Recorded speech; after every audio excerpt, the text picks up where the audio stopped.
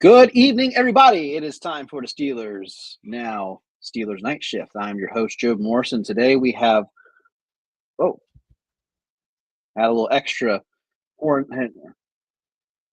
oh, sorry, I had a little sound issue there. All right, we're good now. Okay. I thought that I had an extra horn for a second. I thought I was just really excited 'cause, we have our boy Zachary Smith joining us. I guess there's something going on with my headphones there, so we're all good. But Mr. Smith, how are you this evening, sir? I am doing fantastic, coming off a win against the Cincinnati Bengals, in which the defense looked like we have been hoping the defense would look like. They didn't. They were building their secondary to do that exact type thing against the Cincinnati Bengals. Right? It just took the second attempt of rebuilding the secondary with pieces we didn't expect to see for them to actually get the result. So I'm doing fantastic, getting excited for Bears week. Absolutely. You were there in the stadium for that too. Yeah. How was the environment with I Mm, mean, I know I've been to the Ravens at home, I've been to the Browns at home, but I've never been to a Bengals game at home. yeah. So, I Here's what I'll imagine. say Yeah. about the environment at Acrisure Stadium in general. So I'll tie it back to this game, but in general, I think it can be a bit feast or famine. What I mean by that is I've seen some really bad home crowds, a la Green Bay Packers week on Sunday Night Football, and I've seen some really good ones. All of this one, I think, if you get the crowd in the game early, there's a chance that they're never going to let up, and you actually create an atmosphere that is a good home field advantage. Which, like I said, bit feast or famine. Maybe it's a bit fickle. Maybe it's a bit fair weathery. I think this would all be fair to say. But specifically this past Sunday, I thought it was great. I thought the fan base was great. I thought the in arena or in stadium environment was great. So tip your cap not only to the performance on the field, but I thought the fans were great as well. Certainly. And to the credit of Packers fans, they also are known for traveling well. And I think Yeah. last year Dallas fans Yep. made Year their before that, presence San known. Fran in the Yep. team's opener. Yeah. So I've seen them certainly allow their fair share of opposing fan bases to take over. But like Packers stood out even amongst those. Like I thought that's as much of the opposition fan base as I've seen. And like the vocal takeover as well. I mean, Aaron talked about it having to be on a silent count at home. Doesn't happen too often to the Steelers. They do that. The Steelers are usually on the other side Yes. of that. So but certainly didn't have that problem on Sunday. They were great. No, absolutely. And it's funny you mentioned, as we're kind of talking about Steelers now taking over stadiums. I don't know if they'll necessarily take over their upcoming opponent, but it's Mm, also, like Pittsburgh, like Green Bay, those type of cities. It's a football city that they're going to in Chicago. mhm. They're going to be up against the 7-3 Chicago Bears, probably the best Bears team in what, 7 years? It they're they're playing Yeah, pretty well.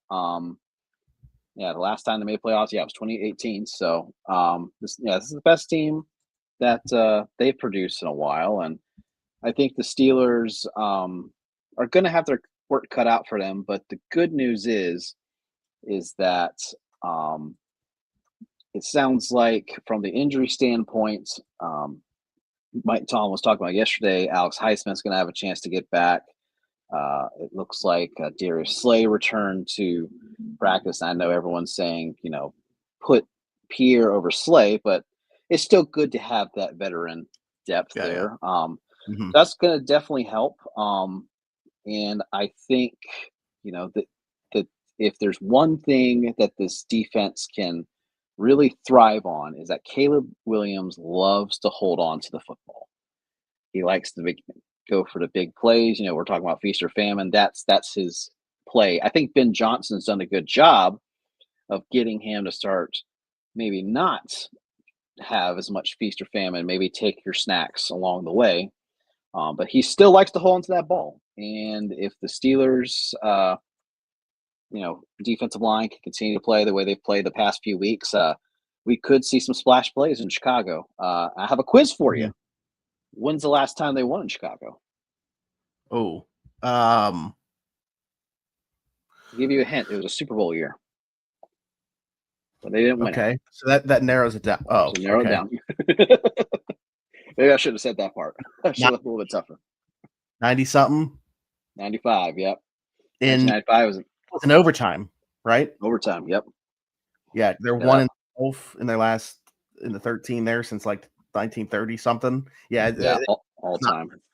Something not crazy like that. Here's what I'll say about the Bears, and this is not necessarily to discredit them, but it also kind of is. You look at their schedule this year so far.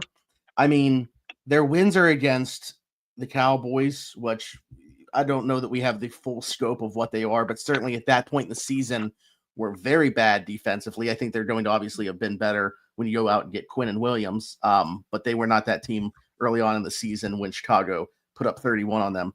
The Raiders, the Commanders, the Saints, the Bengals, the Giants, and the Vikings this past week.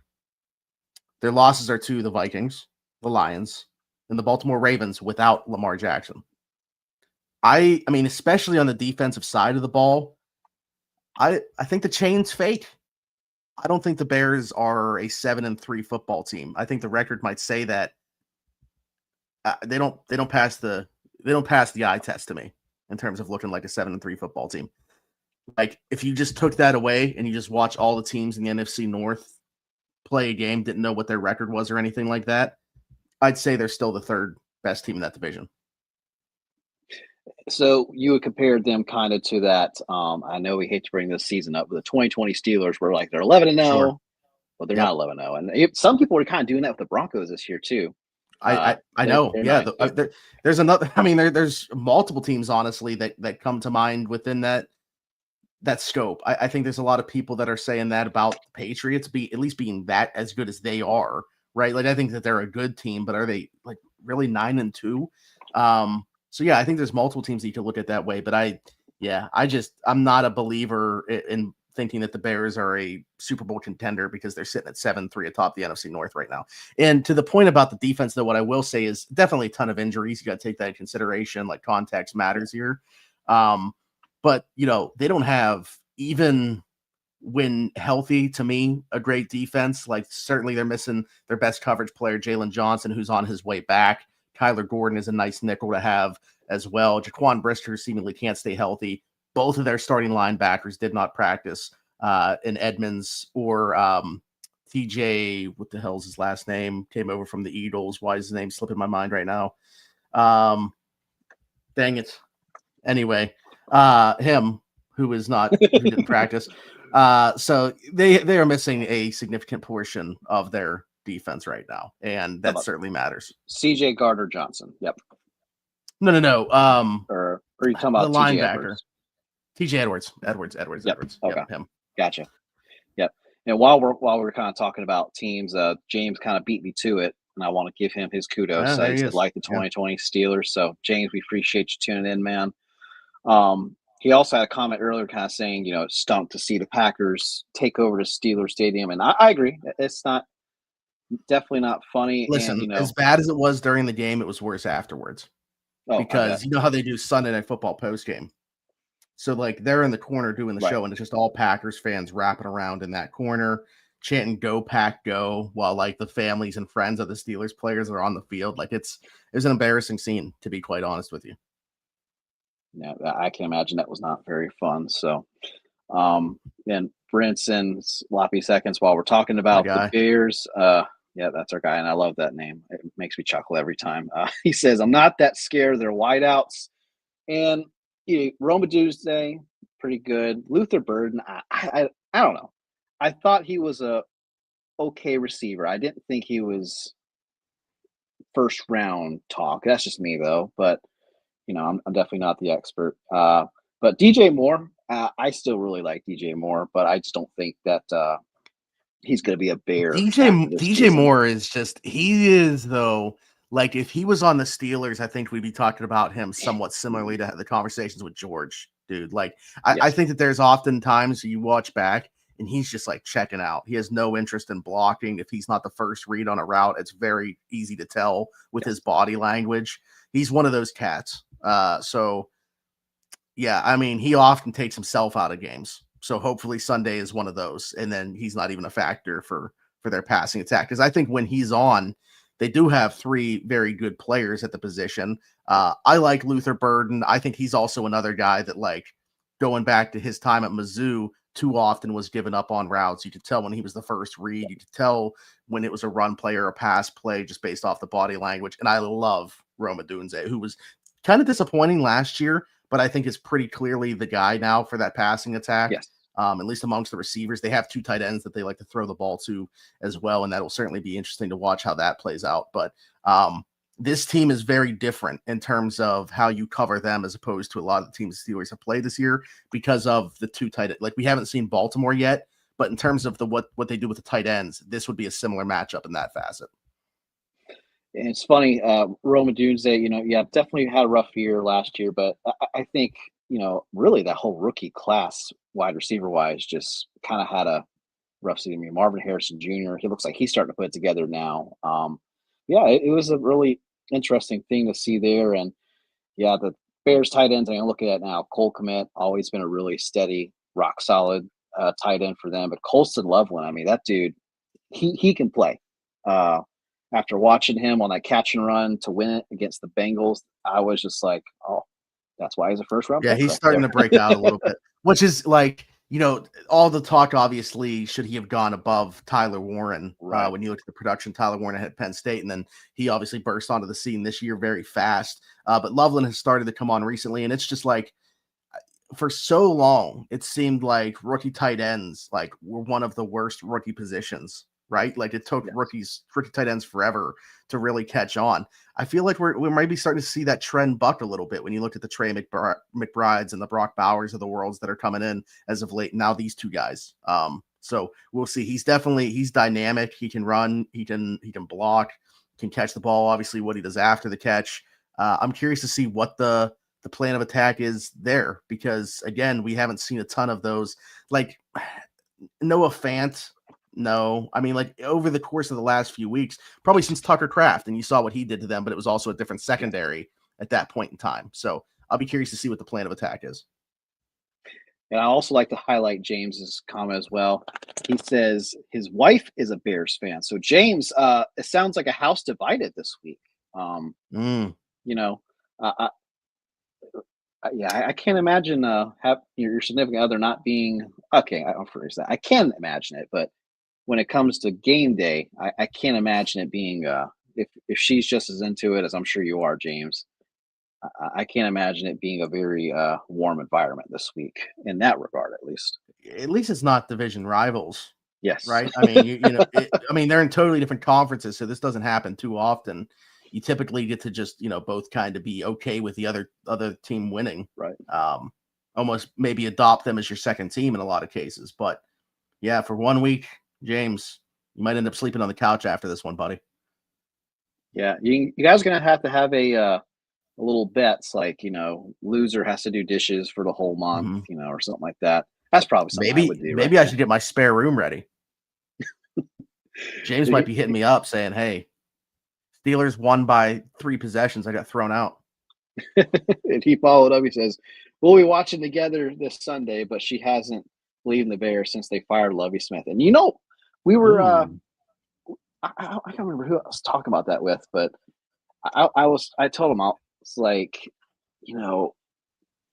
when he got let go, I felt like that was every franchise will eventually have like, damn, shouldn't have done that. I feel like for the Bears that was it, and I get it. They were not as great of a team since their Super Bowl run in 2006, and by then it was 2012, and they felt like they needed to make a move, but then they went and hired Mark Trestman, who was coaching in the CFL. Like that was hilarious to me. And then, my big brother in my fraternity said, "Hey, don't hate on CFL coaches," because he's a Vikings fan, and one of his old Viking coaches was a CFL coach, and he wanted to believe that guy would turn out well. I was right there. He didn't. So, but no, I have to agree with James's wife though. Like that was probably like maybe too soon. Now to the Bears move. Lovey didn't really do much after that. He went to college for a few years, and I he feel like the Lovey and the Bears thing is kind of like how Lions fans felt about Jim Caldwell before they got Dan Campbell. yes. Well, let's see who before they got Dan Campbell, they had what's his name, Matt Patricia from Oh boy. New England. That was rough here. Yeah, it was so bad that like when the Lions went to trade Matt Stafford and the Patriots wanted to try to trade for him, and he said, "No, I'm not going there because Patricia is on their staff. I'm good." That's just How in the shows you world how. did he last 3 seasons? Wasn't Uh, it 3 seasons? At yeah, least. well, 2018, 2019, then he was fired in the middle of 2020. Yeah, Okay. Goodness. Yeah. All right. yeah, Anyway. yeah, but yeah, and while we don't have a whole lot of comments going on right now, we got a bunch of people taking That's because PTO it's this me and week. not Alan, I think. Yeah. Well, I don't know. Maybe they're all starting to do their Thanksgiving preparations. But to point Branson's point here, he says, I mean, we always say every week, but I feel if this team, we definitely stop the run, is going to get ugly. And no, I think, I mean, yeah, against the Bengals, there were a few, runs that defense allowed, but for the most part, they kept things in check. And to Branson's point, as long as they stop the run, and as much as we all rolled our eyes when Mike Tomlin said it after the Bengals game, especially if they stop Yeah. the run or just keep it manageable, it does give this defensive line a lot of opportunity to eat and wreak havoc. So maybe am I reading this correctly in him saying if we stop the Bears rushing attack, he thinks this could be one-sided in favor of the Steelers if they're able to do that? Is that how you're That's how reading I. it? Yep. Okay. All right. Yeah. I am so interested, like going back and watching through the Chicago offensive tape. The one thing that you can say every single week, whether it's been good or bad from the performance of the players, is Ben Johnson can scheme guys the hell open against anybody. Yes. And I think it's going to be a very tall task for the Steelers defense to totally shut them down. Even if they are able to stop the rushing attack of DeAndre Swift. And that rookie back, Kyle Monangai, I am a big fan of him. Got some dynasty shares of him. Really like what he brings to the table as well. It's such a different offense. I know I keep saying it from what the Steelers have faced this year. When you look at they have 5 pass catchers who I think at least strike some fear into you. Yes. Not to the level of a Jamar Chase or a T. Higgins, but they're all there and they're all a presence that you have to be aware of and account for. And how does that maybe take away from what the Steelers have been able to do defensively? Do they try to match up one-on-one with guys, which we've seen them go away from, and I think smartly play less man coverage? But what's going to be the assignments for these guys in this one, especially if you are talking about getting Darius Slay back into the fold? Depending on how you feel about that, over James Pierre, not something that I would do, but what does that look like if that's the route that you're going? No, and I think my big question too is who do you put Joey Porter on if you're gonna have him locked up with one guy? Do you put him on DJ Moore? Do you put him on Roma Dunze? I think that'll be interesting to see, and I feel I like mean, this week, if you were going to match up in that way, I would say Adunze. But I don't know that. I mean, they played a bunch of zone against right, Cincinnati. And while that goes against conventional wisdom for what Joey Porter Jr. and James Pierre have been good at prior, they obviously right, excelled at doing that in that game. So I don't think that that's necessarily, something you got to get away from in that aspect. I'm more so curious about the deployment of safeties and how you use those guys against the tight ends, right, how you defend the slot player. Like I like Brandon Eccles is, that going to be a great matchup. Any of those 3 can also play in the slot, by the way, as well. So they right. can move those guys around inside and out. So I don't know. Yeah, I'm very intrigued by the chess match that's going to take place here. Absolutely. Schoolhouse Rocks has a suggestion Oh, here. Sounds like for the offense, got to go 2-back sets. Let's do it. And I agree. I mean, jump on if it. Jalen Let's Warren is do it. Ride it. if Jalen Warren is healthy, let's see some more 2-back sets, man. Let's. Tony, I think that there was one play they went play action to Jalen Warren, and then they had Gainwell lined up in that. I like to say the wing Mhm. position. That's just Yeah. my middle school offensive mind coming in, but he went to the flat and Mason hit him, and he got a pretty good game. No, let's keep doing it. But Arthur Smith loves to be unconventional that way, and he loves his I tight ends mean, too. it was even the case when it was Najee and Jalen prior, but it's Yes, Jalen, a healthy Jalen Warren and Kenny Gainwell with the way that he's played this year. They've accounted for 32% of this team's offensive touchdowns, 8 of the 25. I think they've both been productive. It's interesting because I don't think Gainwell's been like necessarily the spell in game to right. Jalen Warren that you would like, but like in relief when something happens with Jalen, he's been excellent. He's come in and looked Yes, like a number one running back. So, but to the point that I was getting at with using both of them is I think they're, especially with what you have in the receiver room, they're two of your probably 4 or 5 best eligibles. So they should absolutely be on the field at times together. yes, and it's yeah. I think that's one of the under the radar free agent pickups that Omar Khan's had since he took over, and he's made a lot of plays. I mean, you can if if not for him, I mean, I don't know how the Vikings game necessarily turns out.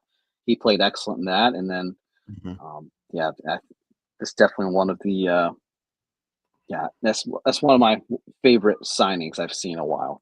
Uh, Branson has a question: do we think it's elevated this weekend? That's a good one. That's a really good one because if Slay is back, I don't think you have to be as urgent with Asante Samuel Jr., elevating him because I'm sure they would like to still see him play this year. Yeah, I think the But urgency might be from his side. Like he's like he might start like if it's not this week, how much further can we go where before he's like, why'd I come here again? I thought right, that I was going to get elevated pretty quickly here. Um, so I understand what you're saying for sure. I just do think that the clock is probably ticking on his side of things to get a helmet. I think this is an MVS week. I'll say that. Just everything especially that if I've kind of heard about the situation. Yeah, certainly if Aaron's going to play in this one, I think even without though, and I'm not really factoring the Keyshawn being in concussion protocol into that. I just think that it makes all the sense in the world when you look at what this offense I feel like is looking for. The one trick that he does bring to the table, the state of Chicago's defense. I think everything just kind of adds up to this should be the week for MVS. yeah, MVS, yeah, especially if Rogers plays, I think they would definitely like to have that deep threat out there because I mean, right now that's what his calling card is going to be in this offense. So yeah, that's a really good question, Branson. I think as the week progresses, we'll probably see if Highsmith can't return this week. It wouldn't surprise me if DeMarvin Leal is brought back up too, if they need him. So we'll definitely see, especially come Friday. We'll probably have more clarity there. Mhm. And James wants everyone to know that his wife kicked his rear at fantasy every year, except the one year that he won the league. But it sounds like his wife Okay, but beats his has as she well. ever won it? Because listen, if Yes. she's beating you every time, but you're the one that has the championship, I mean, this is kind of like the argument of kind of with Steelers fans, right? Like, are you always making the playoffs but not winning the Super Bowl, Right. or have you won the Super Bowl but maybe not always in the mix? Yeah, it's like whenever I see the 49ers versus the Rams talk, I'm like, well, Hmm. Niners own them during the season, but the Rams beat them to get to the Super Bowl and won it. So um, Yeah. he said, and he responded 5 or 6 times in about 8 years. So is she like a dynasty over there, or is that just how much she's beating you? I want to make sure I'm understanding that because if she's winning 5 or 6 times out of 8 years, that's impressive. Yeah. You got Hmm. a little Belichick wife over there. Is what you got. Yeah. Well, hey, I mean, fans of different teams. She's beating you in fantasy. I hope everything else is going well, James. I mean, I'm not sure. Do you make her sandwiches? I'm just kidding. It, James, on another point, he says, like Alan said, they should let them play out the possessions instead of swapping midstream. And no, I think that's a very good point because Arthur Smith does like to get them on certain downs and stuff. And I think that would I don't know. I like that idea of this is your series. This is your, I you know, throw Caleb Johnson into that mix as well. Like, I mean, right. I thought that he ran well on Sunday, and it's so unfortunate that he grabbed that guy's face mask and instead of just shoving it. Like, he could Yeah. have just, buddy, how many times have you thrown that stiff arm? Just don't grab onto the face mask in the process of doing so, because the botch score didn't look all that good because of that. But I thought that he looked pretty good on the few touches that he got. But I agree, man. Like, it's so frustrating to see Jalen Warren get them down inside the 10-yard line, and then that's it. He's off the field for the Right. next 3 plays, or knowing that he's not going to play on third down whatsoever because it's just set in stone that Kenny Gainwell is the third down running back. Like, when Jalen Warren has a perfectly fine third down running back skill set, it just, yeah, I'm in full agreement. Yeah. And I will say, I sympathize with Caleb Johnson because I have been that. I'm not a professional football player, obviously, but from my from back in my prime days, when you Mhm. stiff arm, sometimes your finger just gets caught up in there, and you're just natural. Yeah, it happens. But hey, that he's a rookie, and I don't think that's the worst thing he's done this year, by any It'd be stretch hard of to the top it. imagination. Yeah. So, all right. And Branson has another question. He says, "Who do you guys want starting quarterback this weekend? If he's healthy, I think Aaron Rodgers is your best bet. I mean, No. I get it; he hasn't had a stellar past few weeks, but I mean, Here's the thing. I think that they got to get it. I understand why they've been big play hunting, because what they did early in the season, teams started to sit on. So, like, teams punched back. The Steelers had to try to punch back again, try to diversify their passing game. He was holding on to the football longer, trying to take more shots downfield, and it wasn't working. He could have operated the exact same way that Mason did in the second half. And that's not to take away from Mason. All right, credit to him for taking those first reads, taking those checkdowns. Other than that third down throw to Roman, which I think was the best throw that any quarterback made in that game, it was all first read, check down. Got to tip your cap for doing so, but it's not anything that any quarterback that would be playing at that level couldn't have done. It was pretty much all yak. When you got Darnell Washington converting a 3rd and 17 off a screen, when you got Kenny Gainwell converting a 3rd and 21 that was thrown behind the line of scrimmage, I'm not chalking up to the necessarily stellar QB play. You tip your cap to Mason for coming in and operating the offense, but there was nothing done there that Aaron couldn't have done. And I think it was largely because it was against Cincinnati's defense that it worked. That's not going to work against everybody. It might actually this weekend, depending on what Chicago's defense looks like, because they're also terrible and very banged up. We'll see how many guys they're getting back. But yeah, if Aaron's healthy, he's the starting quarterback for a reason. He should be out there. Zachary Mason's the goat. He did everything that Aaron Rodgers wouldn't. And in case y'all don't know who I'm trying to impersonate, Mr. It Chamberlain. would be it would be wild if he was in the comments, because like I he's know. don't know that he even knows this exists, but it would be funny if like Oh the yeah. one time that he came up, all of a sudden he was in the comments. Oh yeah. Yeah. I remember I whenever Mason got that touchdown, I said, man, make someone check in on James, make sure he's not having a heart attack of joy. And he saw it and he was like, shut up, Joe. Yeah. But no, I will say, I know everyone gets tired of him. I appreciate his unwavering loyalty to Mr. Rudolph. And I And appreciate James, Mr. Rudolph, who I think is yes, one of the best backup quarterbacks this league has to offer. no, absolutely. And James, he does confirm that he does make the sandwiches, but he's also a stay-at-home parent. Hey, man, I feel you. Mm, Kudos to you taking care of your family, man. That's you rock star for that, my friend. Because yeah. someone who has stayed home the first 2 years with my daughter, I'm not gonna lie. There have been some days I've kind of questioned my sanity, but um, James, you keep on doing your thing, man. Stay at home parents, I give every bit of kudos to you guys because it is not easy. Yeah. All I right, love that. he has a we have one more question here, then we're going to go to our little segment to close it out. I'm going to put our audience on the spot a little bit, and you, Mr. Zachary.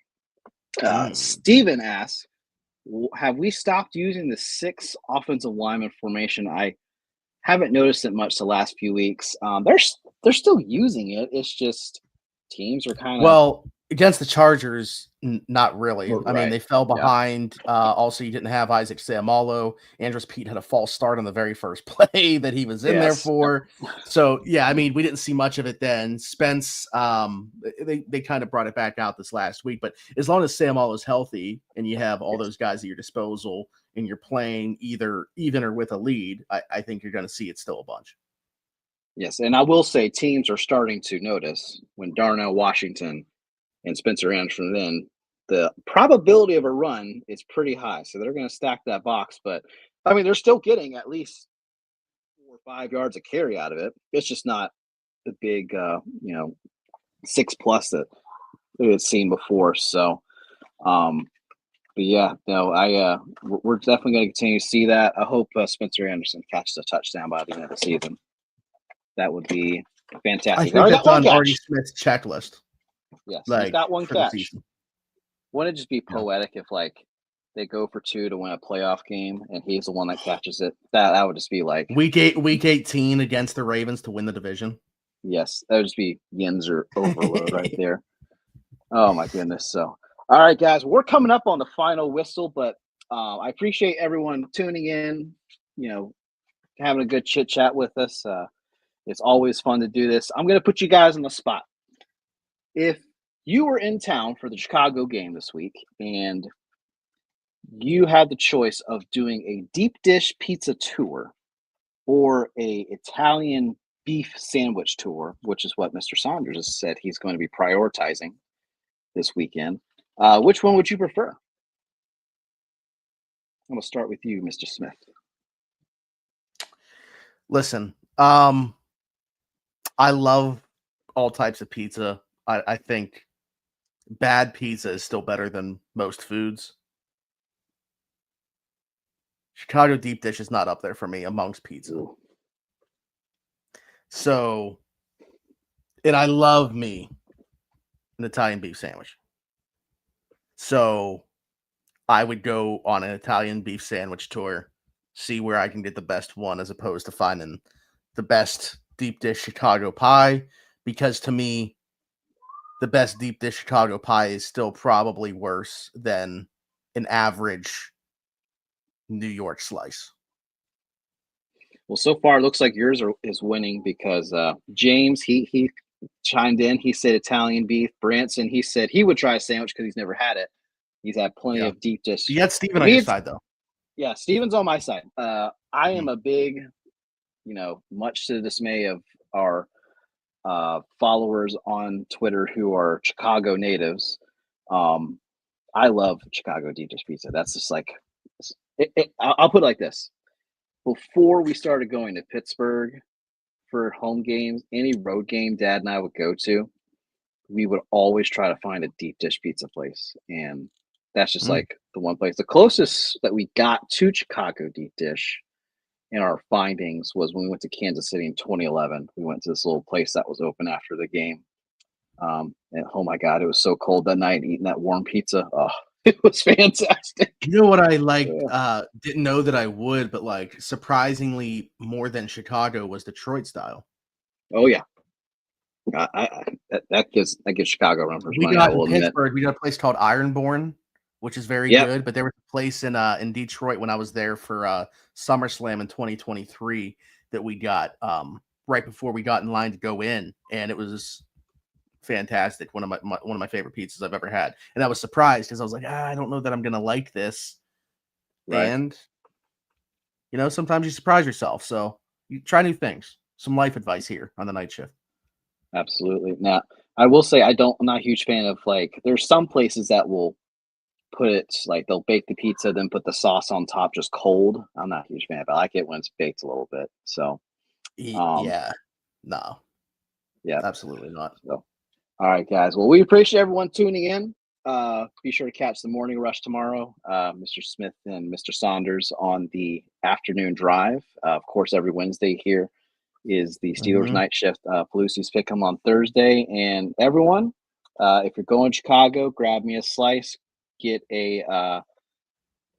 yourself a Italian sandwich with Mr. Saunders, and be sure to also catch the post game Sunday. I think Mr. Smith's going to be I'll be back taking in the his fold. reins Yeah, back. away games that are early, I'm there.